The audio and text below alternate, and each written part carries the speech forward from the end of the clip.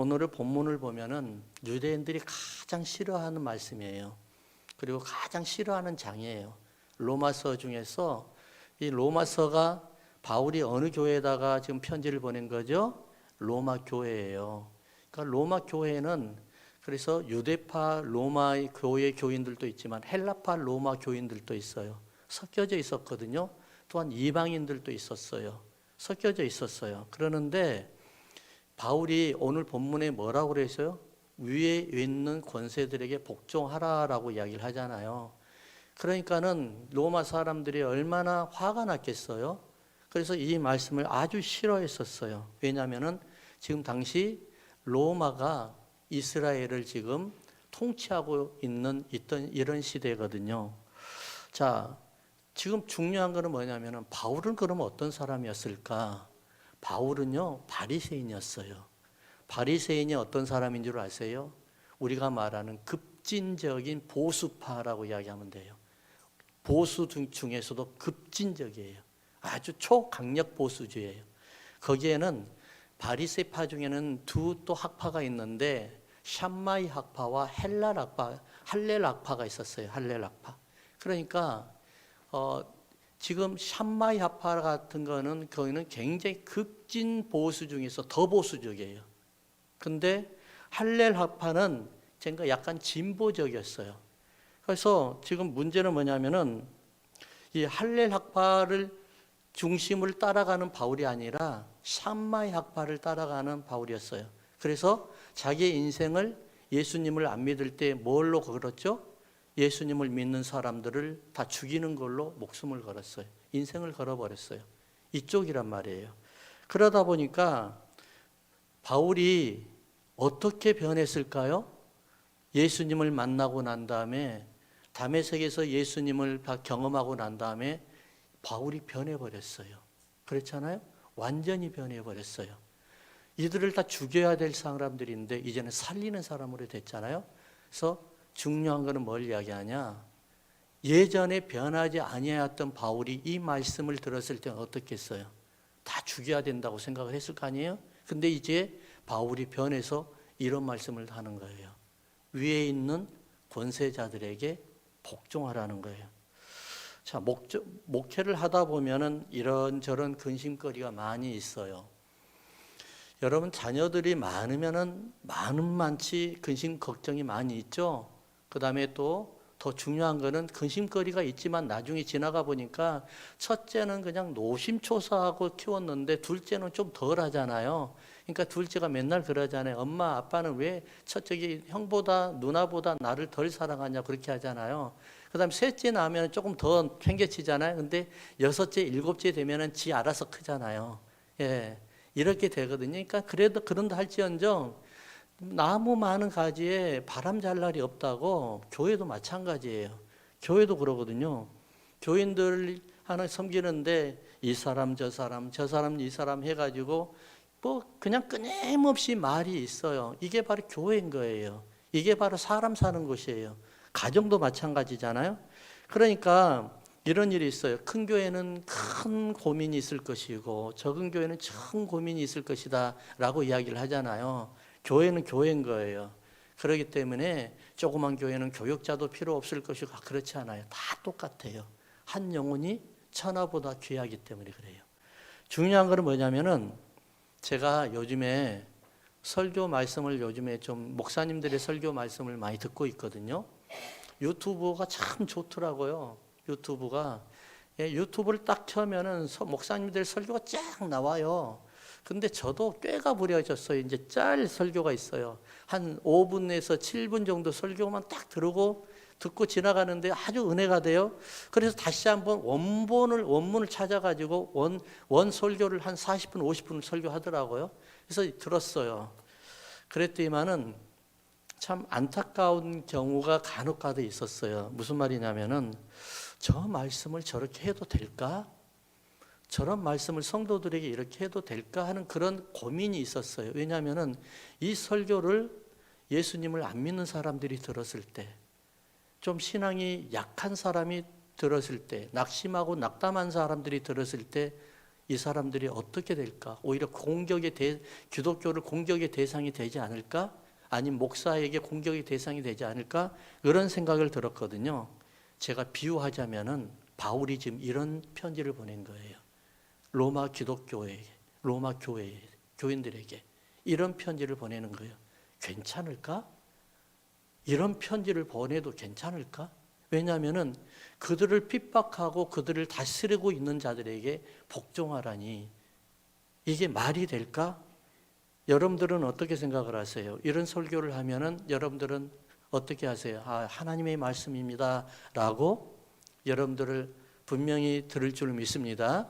예, 별로 아멘이 없는 것 없는 거 보니까 좀 그렇지 않은 것 같은데, 제가 한 달 내내 회개하라 이 말씀만 드리면 여러분들은 어떻겠어요? 그렇잖아요? 그런데 사실 신앙생활에서 최고의 축복이 뭔 줄 아세요? 축복된 설교, 복된 설교가 뭔 줄 아세요? 복 받으라 이게 뭔 줄 아세요? 회개하라는 거예요. 회개 없는 복은 없어요, 여러분. 그러니까 회개하라 그러면은 아, 나에게 복 주시려고 그런가 보다 해야 되는데, 아니 목사님은 나에게 왜 이러세요? 라고 하면은 은혜가 되겠어요? 이게 안 되잖아요. 지금 사도 바울이 지금 그런 경우가 된 거예요. 아니 그들이 어떤 사람인데 우리에게 복종하라고 하는 겁니까? 말이 아니죠. 이렇게 지금 있는 교인들도 분명히 있었을 거예요. 그래서 사도 바울이 오늘 이 말씀을 가지고 여러분들에게 설교를 할 때 하나님의 말씀으로 듣는 여러분들 되기를 주의 이름으로 축원합니다. 제가 사도 바울이라는 것이 아니라 사도 바울을 대신해서 그 말씀을 가지고 설교할 때라는 것입니다. 자, 오늘은 제가 두 가지의 말씀을 가지고 여러분들과 은혜를 나누려고 하는데요. 13장 1절 한번 펴보실까요? 13장 1절. 인생을 살다 보면은요, 내 마음대로 되지 않을 때가 참 많아요. 그래서 우리는 인생을 공부한다고 하잖아요.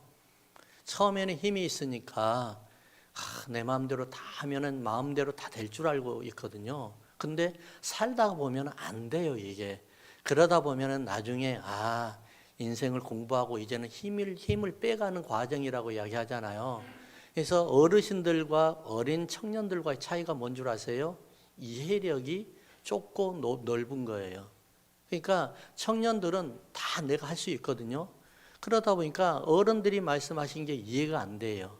근데 조금 연세가 드시면은 야, 그거 나도 해봤어. 처음에는 한제 조금 젊어져 늙기 전에는 해봤어 말을 하고 잔소리 하는데, 근데 늙어지니까 어떻게 돼요? 더 이상 이제 말해도 안 됐지. 지가 경험해야 알지. 그래가지고 그래 하고 그냥 지나가는 거예요.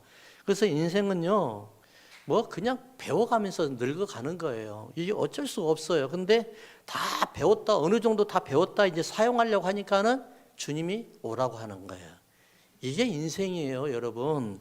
이게 다른 게 없어요. 그러니까 우리가 항상 중요한 게 뭔 줄 아세요? 광야에서 하나님 나를 광야에서 졸업시키렵니까? 가나안 땅에서 졸업시키려고 합니까? 이거를 고민하고 기도해야 되는 거예요. 항상 광야에 있는 사람은 광야에서 졸업을 해야 되는데 졸업하는 방법을 몰라요. 하나님은 방법을 다 가르쳐 놨잖아요. 어떻게 해요? 광야에서. 왜 하나님이 하필이면 광야냐고요. 광야에 볼 곳이 뭐가 있어요? 없잖아요. 들짐승들과 그 다음에 빼빼 마른 땅과 뜨거움과 추움과 그런 것밖에 더 있어요? 근데 새벽이 돼 보세요. 저 동쪽에서 해가 쫙 올라오잖아요. 그런 것처럼 하나님이 나를 통해서 내 인생에 불이 쫙 밝아오잖아요. 그러니까 어디만 바라보라는 거예요? 하늘만 바라보라는 거예요. 하늘만 바라보면 광야를 졸업하는데 우리는 계속해서 내 힘을 바라보고 내 능력을 바라보고 하잖아요. 그래서 이게 무슨 소용이 있어요? 모든 권세가 다 누구에게서 나왔다고요? 하나님께 나왔다는 거예요. 나를 사용하고 나를 다스리는 분은 하나님이신데 내가 나의 인생을 살아가려고 하는 거예요. 중요한 것은 바로 이거거든요. 그러니까 사도 바울이 젊었을 때는 저 로마인들 죽여야 된다, 예수 믿는 것들 죽여야 된다, 막 이렇게 다녔을 거 아니에요. 근데 지금은 어떻게 해요? 나이도 먹었고 그 다음에 성령 충만도 받았고 예수님을 만났고 하다 보니까 인생이 바뀌어지는 거예요. 사고관이 바뀌어지는 거예요. 어떻게 해요? 이제는 알았다. 아무리 나에게 해를 주는 사람이라 할지언정 그 권세는 바로 어디서 왔다고요? 하나님에게서 또 왔다는 거예요. 사실 제가 이러한 예화는 잘 안 드리려고 하는데 제가 어쩔 수 없이 여러분들에게 예화를 드릴 수밖에 없네요. 사실 하나님이 살아계신다는 것을 보여주는 한 예화예요. 옛날 독일이 분단되었을 때 여러분 얼마 아니잖아요. 얼마 오래되지 않았어요. 동독에 있는 메클렌부르크라는 지역이 있는데 한 그 지역에 기독교 가정이 있었답니다. 그 기독교 가정에서 자기들끼리 예배를 드리는데 10살 먹은 어린 소녀아이가, 여자아이가 있었어요. 그 아이가 어쩔 수 없이 공산당 학교를 다니는 거예요. 공산당 학교를 다니니까 공산당 학교에서 가르치는 게 뭐겠어요? 그러다 보니까 하나님은 없다는 것을 가르치잖아요. 공산당이라 그러잖아요. 여러분, 사실 여러분 공산주의의 반대가 뭔 줄 아세요? 자본주의인가요? 아니에요. 공산주의의 적은 바로 기독교예요. 그래서 종교는 아편이라는 소리가 거기서부터 시작이 되는 거예요. 아무튼 중요한 거는 공산주의의 그 학교를, 공산당의 학교를 다니는 학교에 선생님이 아이를 교육을 해야 되는데 아이들에게 이런 이야기를 하라고 그러는 거죠. 시작하자마자 제가 아까 뭐라고 그랬죠? 인생 여러분들은 반드시 역전이 될 겁니다라고 했잖아요. 역전이 아니라 역전이 될 것입니다 했는데 여러분 그걸 믿으시죠? 근데 이 아이들에게 그 선생님이 딱 나와가지고 다 따라하시기 바랍니다 라고 해가지고 하나님은 없다라고 이야기하는 거예요. 하나님은 없다. 뭔가 있었는지 무슨 일이 있었는지는 잘 모르겠어요. 하지만 하나님이 없다라고 하니까는 다 따라하는데 한 여자의 10살 먹은 그 여자애가 하나님은 없다라고 이야기를 하지 않고 가만히 있다가 선생님 그러면서 이야기하는 거예요. 뭐라면은 선생님 그렇지만요 저는 하나님이 계신 것을 믿어요 그렇게 이야기하는 거예요. 이 아이가 철저히 가만히나 있을 일이지 왜 거기서 나서가지고 괜히 그냥 긁어 부스럼을 만드는지 이 아이가 그렇게 말하는 거예요. 여러분들도 그렇게 생각을 하잖아요. 근데 선생님이 단단히 화가 났어요. 그래서 선생님이 그 아이에게만 특별하게 숙제를 냈어요. 너는 오늘 저녁에 집에 가면은 이제 전혀 아무것도 없어. 딱 한 가지야. 뭐냐면은 하나님은 없다라는 문구를 5번 써가지고 와. 그렇게 이야기를 하는 거예요. 그래서 집에 왔거든요. 집에 와가지고 엄마 아빠하고 상의를 했어요. 상의를 하니까 엄마 아빠도 어찌할 바를 어떻게 할까 고민이 생기는 거예요. 그래서 고민 끝에 이렇게 써가지고 왔어. 아이가 하나님은 살아계십니다 라고 50번을 써가지고 간 거예요. 그러니까 선생님이 화가 폭발할 것 같아요. 그래서 선생님이 다시 한번 뭐라고 이야기하면 너 한 사람에게만 또 숙제를 할 거야. 이번에는 왜 100번이 아니고 101번인지는 잘 모르겠어요. 하나님은 죽었어 라고 이제 이렇게 101번을 쓰라고 한 거예요. 그래서 이 아이가 또 집에 가가지고 어떻게 할까 고민을 하다가 뭐라고 썼냐면은 아이가 이제 101번을 썼는데 하나님은 절대적으로 살아계십니다. 101번을 쓴 거예요. 그러다가 그 다음날 이거를 본 선생님이 이제 우리가 말하는 뭐가 열렸어요? 열려버린 거예요. 그러니까 너무너무 화가 나가지고 내가 너를 이제 경찰서에다 고발할 거야, 신고할 거야. 왜냐하면 사랑하는 제자가 그렇게 하니까는 잘못된 것을 알면서도 고발을 못했거든요. 고발을 할 거야 하고 밖으로 나갔어요. 수업이 끝나고. 그리고 선생님이 그 운동장을 딱 건너가가지고 딱 하는데 입구 쪽에 딱 가더면 선생님 툭 쓰러져 버렸어요. 왜 쓰러졌을까요? 심장마비로 돌아가셔 버렸어요. 자, 이 말씀이 지연의 말씀인지 아니면은 진짜로 있었는지 말씀이 제가 확인할 길은 없어요. 이런 경우가 많이 있잖아요. 솔직히 우리도 경험을 많이 하잖아요. 중요한 건 뭐냐면은 우리의 인생 모든 것은 바로 누구의 통치 아래 있다고요? 하나님의 통치 아래 있는 거예요. 고난과 슬픔과 기쁨과 은혜 하나님이 허락하지 아니하면은 이룰 수가 없다는 거예요. 예전에 우리 교회에서 의사 선생님을 모셔다가 한번 세미나를 했거든요. LA에 계시는 의사 선생님인데 그분은 세미나 그 목사님 그분이 목사님이세요. 목사님인데 미국에 와가지고 선교를 하려고 하면은 가장 빠른 선교 방법이 뭘까 하다 보니까 의사가 되는 거래요. 그래서 다시 UCLA를 다시 들어가가지고 의대를 공부해가지고 의사가 되셨어요. 그래가 저와 같이 선교도 같이 했던 목사님인데 위장내과가 전문이에요. 이분은. 근데 이분이 우리 교회 와서 세미나를 하는데 뭐라고 그런 줄 아세요? 여러분 의사를 하면은 할수록 더 하나님이 살아계신다는 것을 느끼게 됩니다라고 이야기를 해요.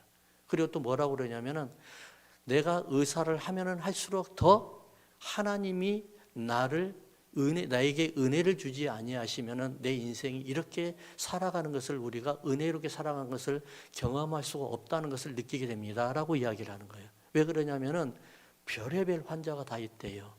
손이 안 굽어져 가지고 손이 안 굽어진대요. 그러니까 밥을 못 먹는데요. 그러니까 손이 안 굽어지니까는 뭘 긴 막대기로 해가지고 쭉 해가지고 밥을 이렇게 먹지를 않나. 어떤 사람은 손가락이 또 구부러지지가 않는데요. 그러니까 뭐 지울 수도 없대요. 그러니까 밥도 못 먹는데요. 그러니까 손에다가 뭐 도구를 달아가지고 밥을 먹지 않나. 별 희한한 병들이 다 있대요. 중요한 거는 우리의 인생이 다 하나님이 통치하시고 하나님이 여러분들을 은혜를 주신다는 것입니다. 제가 마지막 휴가 때 지난주잖아요. 지난 주간에 제가 멕시코를 갔어요. 사실 저는 멕시코를 방문해서 한번 우리 선교지를 답사하고 그냥 좀 쉬러 갔었어요. 좀 쉬어야 되겠다 생각을 했는데 하나님이 저의 생각을 그냥 놔두지 않고 그냥 하나님이 하루도 쉬지 못하게 계속해서 돌게 만들어 버리시더라고요. 그래서 제가 여러분들 우리 교회 주보는 올리지 않았어요. 그랬는데 우리 교회 주보는 올리지 않았지만 우리 교회 지교회가 멕시코에 또 하나가 있거든요. 중부 내륙이에요. 거기가 우리 교회가 이름을 바꿨잖아요. 새시대 교회에서 믿음의 교회로 바꿨잖아요. 근데 그 교회가 새시대 교회예요. 예. 그래서 누에바 헤네레이션 이글레시아라고 그 교회 이름이 그래요. 예. 그러니까 뉴 제네레이션 처치라는 말이죠. 예. 그 교회가 있는데 그 교회 갔더니만은 그 교회를 방문하게 됐어요. 그 교회를 방문했더니만은 얼마나 하나님이 예배해 놓으셨는지 내가 딱 가야만이 될 수 있도록 만들어 놓으셨어요. 하나님이 그렇게 해 놓으셨더라고요. 저희 선교회가 지난번에 창립이 돼가지고 저희 선교회 우리 교회를 중심으로 지금 선교회들이 사실 목사님들 많이 모여가지고 성도들이 많이 모여가지고 지금 하고 있거든요. 선교회의 모든 그 메인 그 목적이 뭐냐면은 교회를 창립하고 교회를 돕는 거예요. 그래서 이번에는 그 교회가 맨날 웨어하우스거든요. 웨어하우스인데 진짜로 웨어하우스예요. 천장도 없어요. 햇빛이 쬐면은 양철로 돼가지고 거기는 사우나탕이 들어가는 거예요. 그러다 항상 마음이 안 좋았거든요. 깜깜하고 불도 어둡고. 그래서 마음이 안 좋았는데 이번에 거기 가려고 생각을 하는데 하나님 자꾸 이런 마음을 주더라고요. 거기에다가 리모델링을 좀 해줬으면 좋겠다. 그래서 천장 셀링 좀 해주고 월도 좀 해주고 이렇게 했으면 좋겠다. 그리고 벤틸레이션도 좀 해줘서 공기도 좀 그러니까는 에어컨은 못 해주지만 공기도 좀 빠져나가게끔 해주면 좋겠다. 해가 돈을 많이 안 들어가니까 그래서 어떻게 생각을 했냐면은 그래 돈이 없으니까는 일들은 교인들한테 하라고 그러고 나는 머티리얼만 사주면 되겠구나 생각하고 갔는데 그 공사를 하고 있어요. 근데 문제는 돈이 없어서 못 하고 있는 거예요. 돈이 안 되는 벽돌 같은 것만 좀 쌓고 있고 그렇게 하더라고요. 왜냐하면은 웨어하우스다 보니까 도둑을 4번이나 당했대요. 그래가지고 돈도 없는데 악기며 이 스피커며 이런 걸 다 털려버렸대요. 그래가 또 사다 놓고 해가지고 너무너무 힘들어하고 있는 거예요. 거기를 딱 가게 하나님 방문한 거예요. 그러다가 아무튼 거기에서 사이즈 재가지고 너는 머티리얼만 얼마 들어간지 한번 나한테 보내주라 라고 했거든요. 물론 돈도 없게 우리 선교회라고 해서 돈 많지는 않아요. 하지만 형편대로만 해주려고 그래요. 중요한 건 뭐냐면 또 한 번 예전에 저하고 같이 공부했던 제가 항상 갈 때마다 성경으로 해가지고 세미나를 하고 있는데 제일 똑똑한 여자가 왜 여자가 이렇게 똑똑할까요? 예, 여자가 남자보다 훨씬 똑똑한 것 같아요. 만나보면은 이럴 때 아멘을 해주시면은 제가 도움이 되는데 이게 괜히 이상하게 제 혼자만 그런 것 같잖아요. 예, 남자들 무시하는 거 아니에요. 남자들도 똑똑하지만은 여자들은 진짜 더 똑똑한 것 같아요. 파울리나라는 자매인데 이쁘기도 참 이뻐요. 근데 똑똑하게도 너무 똑똑해요. 그래서 나는 항상 이 생각을 가졌어요. 저의 남편 될 사람은 참 진짜 운도 없는 사람 같다 생각을 했어요. 너무 똑똑하니까. 근데 너무 잘 만났어요. 그 남편은 3살인가 4살인가 동생이에요. 고등학생이었거든요. 그 누나를 맨날 쫓아다녔어요. 제가 잘 알잖아요. 근데 쫓아다녀 결혼에 성공했어요. 이 친구의 사명은 뭐냐면은 그 누나를 항상 잘하게끔 도와주는 거예요. 이게 사명이에요. 너무 잘 만났잖아요. 지금 애를 2명 낳았어요. 근데 얼마 전에 교회를 개척을 했어요. 8개월이 됐대요. 그래서 난 모르고 나는 네가 이런 말을 했거든요. 네가 목회를 했으면 나는 참 좋겠다니까. 여자는 가만히 있는 거예요. 그러다가 그 남편이 우리 교회 개척했다고 어디다가 그러니까는 교회 개척하려니까 돈이 없어가지고 마을회관에서 3개월 동안 거기서 예배 드리다가 얼마 전에 개척을 해가지고 들어갔는데 사무실 조그만 데 들어갔대요. 그래 한번 가보자. 갔어요. 갔더니만은 진짜 그냥 사무실이에요. 교회라고 할 수가 없어요. 간판도 없고 막 그러더라고요. 그래서 내가 하나님이 여기를 보내주신 이유가 있을 텐데 하면서 그래서 기도하다가 그 가면은 일단 헌금을 해줘야 되잖아요. 그래서 헌금도 해줬어요. 헌금을 많이는 못 해주고 돈도 없으니까 좀 하고 그러니까는 얘들이 얼굴이 확 달라지더라고요. 예, 헌금을 해주니까. 그러지만은 조금 있다 이제 기도를 하고 같이 기도하고 끝나고 난 다음에 뭐라고 그냥 내가 혹시 니네들 뭘 했으면 좋겠는지 잘 한번 제가 뭔가 해주고 싶은데 좀 말 좀 해달라고 그러니까 간판 이야기하는 거예요. 나도 간판 생각을 했거든요. 간판이 아예 없어요. 그래서 내가 간판이 한두 푼이 아니잖아요. 어떻게 해요? 그래서 혹시 얼마 정도 들어가니? 내가 해준다는 말 못하고 간판 하면 얼마 정도 들어가겠냐? 그러고 물어봤거든요. 그때만은 50불이면 된대요. 이 웬일? 그래서 내가 아니 어떻게 하는데 그래요? 제가 그려보라고 해서 사이즈를 재보니까 이만하게 조그맣게 한다는 거예요. 아 이제 용기가 생겼어요. 야 거기에 더블로 하자. 그러니까 그럼 100불이면 되겠냐? 너무 좋대요. 100불이면 한대요. 그래가지고 다 하고 헌금을 하고 했는데 하나님 이것 때문에 나를 너희들에게 보냈나 보다. 그랬더니만 그 여자 목사가 막 울고 불고 난리치는데 펑펑 쏟더라고요. 아마 한 200불 더 했으면 아마 대성통곡했을 것 같아요. 예. 아무튼 중요한 건 너무 펑펑 울면서 막 그냥 하고 너무 감사하다고 하는데 나중에 와가지고 거기 현지에서 사는 우리 선교사님 이현 선교사님 아시죠? 예, 선교사님한테 물어봤어요. 아니 목사님 여기는 어떻게 해서 간판이 이렇게 싸요? 그러니까 무슨 말씀하세요? 간판 비싸요 그러는 거예요. 아니 근데 간판이 100불이면 된대요. 그러니까 배너예요, 배너 그러는 거예요. 예, 배너를 간판이라고 했던 거예요. 아무튼 어떻게 됐든 간에 저는 그래도 간판은 했어요. 하나님 앞에. 그리고 왔어요. 그리고 너무너무 좋아했어요. 그리고 또 한 번 있는데 저에게 항상 가면은 저에게 비서 역할을 해주고 길 안내자의 역할을 해줬던 빠꼬라는 친구가 있어요.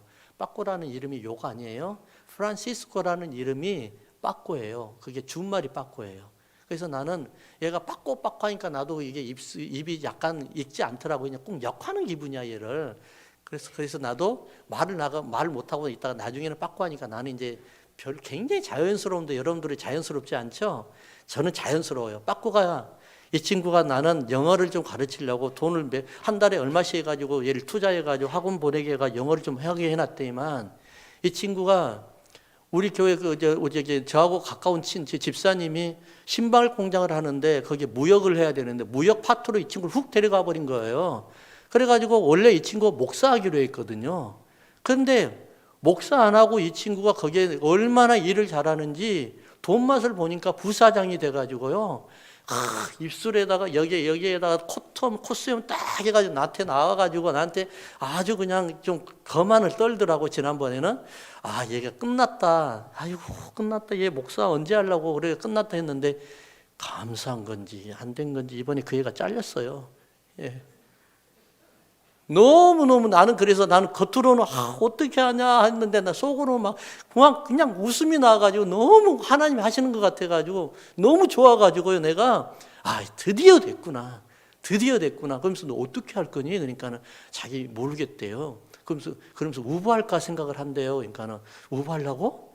그거? 그러면 난 지금 당장 목회하란 말을 못해. 왜 지가 나한테 목회한다고 그랬거든요. 하나님 앞에 부르심을 받았다고 그랬거든요. 근데 얘가 돈 맛을 알더니만은 부르심도 잊어버리고 그래서 이제는 하나님 하시는가 보구나 생각을 하고, 그래 나중에 내가 엔세나다 갈 테니까 너 그때 미국으로 오게 되면 돈이 비싸니까 한 150비류면은 거기에서 엔세나다로 비행기표로 왔다 갔다 하거든요. 그래서 내가 그러면은 호텔하고 그다음에 먹을 거 다 해줄 테니까 비행기표만 끊어가지고 왔다 가라. 그래 그때 불러가지고 잘 먹여놓고 이야기 좀 해주려고요. 꼬셔놓으려고. 그래가 교회를 개척을 하게끔 해주려고요. 신학교도 가게끔 하고. 저는 하나님이 이러한 계획이 있었는지는 정말로 몰랐거든요. 자, 그래서 하나님이 우리의 모든 인생은 누가 다 책임진다고요? 하나님이에요. 모든 권세가 바로 하나님 앞에 나오는 거예요. 내가 막 길을 가는 것 같고 내 마음대로 가는 것 같은데 그 길을 인도하신 분이 바로 누구예요? 하나님이시라는 거예요. 두 번째를 볼까요? 두 번째 3절을 한번 보십시다. 13장 3절을 한번 볼까요? 3절 같이 시작. 다스린 자들은 선한 일에 대하여 두려움이 되지 않고 악한 일에 대하여 되나니 네가 권세를 두려워하지 아니하려느냐? 선을 행하라 그리하면 그에게 칭찬을 받으리라. 여기서요, 선을 행하라 그러면 칭찬을 받으리라 이 말씀이에요. 자, 한번 따라합시다. 심판은 하나님의 것입니다. 저는 여러분들에게 꼭 부탁드리고 싶은 거 있어요. 심판하지 말고 판단하지 마십시오. 어떠한 상황에서든지 어떠한 환경에서든지요. 심판하지 말고 결단하지 말고 그리고 정죄하지 말고. 누구 거예요? 하나님의 것이에요. 자, 이 말씀을 무슨 말씀일까요? 위에 있는 권세들에게 복종하는 이유가 뭔 줄 아세요? 괜히 뭐라고 그러잖아요. 아까 그들이 괜히 칼을 들고 있는 줄 아니? 그러니까 선을 행해봐. 착하게 살아봐. 복종하고 살아봐. 그러면 그들은 오히려 너희들에게 칼을 주는 것이 아니라 우리에게 뭘 준다고요? 떡을 준다는 거예요. 그래서 선을 행하라는 단어예요. 근데 여기서 아까 1절 우리가 읽었죠. 권세들에게라는 단어가 있죠. 권세들에게. 에베소서에서도 권세라는 말이 나오잖아요. 근데 이 권세는 무슨 권세를 이야기하냐면은 영적인 것들, 악한 영을 이야기하는 게 아니라 세상 주관자들을 이야기하는 것이 아니라 세상을 지금요 통치하고 있는 이런 사람들을 말하는 게 권세예요. 자, 바울이 그러면 왜 세상의 권세 잡은 자들에게 복종하라고 하였을까요? 그들도 하나님의 창조 피조물이기 때문에 그런 거예요. 하나님이 사랑하는 백성들이기 때문에 그런 거예요. 예수님이 십자가에 돌아가신 것도 그들을 위해서 돌아가셨기 때문에 그러는 거예요. 그렇기 때문에 우리는 하나님이 우리에게 주시는 길을 가다 보면은, 선을 행하다 보면은 심판은 누구 거예요? 하나님의 것이지 내 것이 아니라는 것이에요. 심지어 나를 핍박하고 나를 어렵게 하고 나를 힘들게 하는 그런 일이 있다 할지언정 모든 심판은 주님 앞에 맡기는 거예요. 중요한 거는 아무리 어렵고 아무리 힘들고 억울한 일이 있어도 우리의 심판자는 누구예요? 하나님인 거예요. 바울이 왜 세상 권세자들에게 복종하라고 했을까요? 그들을 통해서 하나님의 살아계심을 보여드리고 싶었던 거예요. 그들을 통해서 예수 그리스도의 십자가에 못 박아 죽으심으로 말미암아 인생이 변하고 살아계심을 그들을 통해서 나타내고 싶었던 거예요. 그 로마에 있는 그 교회가 하나님의 형상을 회복하고 하나님의 형상이 회복된 것 말미암아 살아계신 하나님을 보여드리고 그들을 통해서 하나님의 교회가 세상 많은 사람들에게 하나님의 영광이 선포되었을 때 그 하나님의 믿지 아니하는 로마 성도들이, 로마 많은 백성들이 하나님 앞에 돌아온다는 사실을 우리 하나님은 그 말씀을 통해서 알고 있었기 때문에 바울을 통해서 복종하라고 하는 겁니다.